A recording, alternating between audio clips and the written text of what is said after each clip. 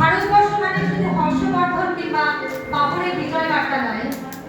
ভারতবর্ষ মানে বিজয় সিংহের সিংহল জয়ের ফ্যাসিস্ট গৌরব গাথা নয়। ভারতবর্ষ মানে শুধু মীনাক্ষীপুরম কিংবা জামা মসজিদ নয়।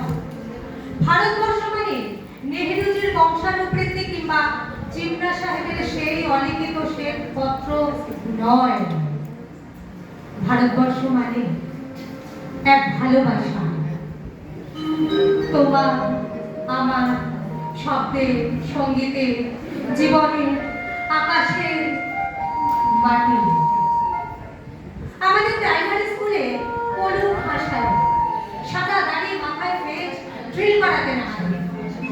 ডান পা ডান পা ডান পা ডান পা স্নেহে সতর্ক করতে বাবা সকল পার হাত মিলিয়ে মিলিয়ে ফেলো।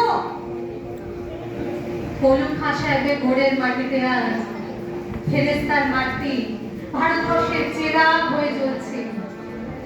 পদ্মমিয়ার হাতের কর্ণিকে শিব মন্দিরের গায়ে কত রকমের ফুল কাটা, আর তার সঙ্গে জোগাড় হয়ে মশলা মাখছে ঈশান গাউরি, নিয়ামত শেখ আর বকুল মাহাতো এক পাটাতনে ধান ধারে। সোনালি গোবিন্দ ভোগে খাবারের চিত্রে পরে সোনালি আলো। কদম মাঝে নাট্যান্ত যুবতী গঙ্গায় বৈঠাদুর্গ হোসেনুর মাঝি সামলে বলো মাঝি ছামতে কাঁচা কাঁচা ধান চোরা মাঝি কোন আর ঘুরনি বলো ধান সামলে বলো মাঝি। আমার ভারতবর্ষে কোনো গেরুয়া রাজনীতিবিদ কিংবা ইমামের নির্দেশিকায় এখানে কোনো সংহিতা হাদিস ছাড়াই গোজামুড়ি চাঁদের অকৃপণ আলো এসে পড়ে ঈদগার উপর, আর রমজানি চাঁদ তুলসী মঞ্চের গায়ে পুরনো আলো দেয়। আমার ভারতবর্ষ মানে রবি ঠাকুরের মধ্যে নজরুল, রবি শঙ্কর আর আলী আকবরের যুগল মন্দির, গণেশ পাইন আর নকল ফিদার রঙিন ছবি।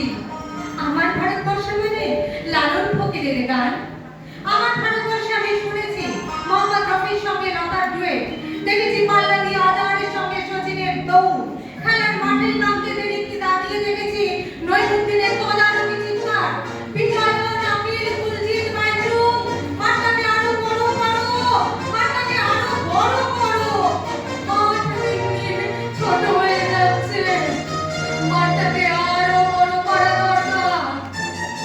মাঠ দিন দিন ছোট হয়ে যাচ্ছে, মাঠটাকে আরো অনেক বড় করা দরকার, অনেক অনেক বড়।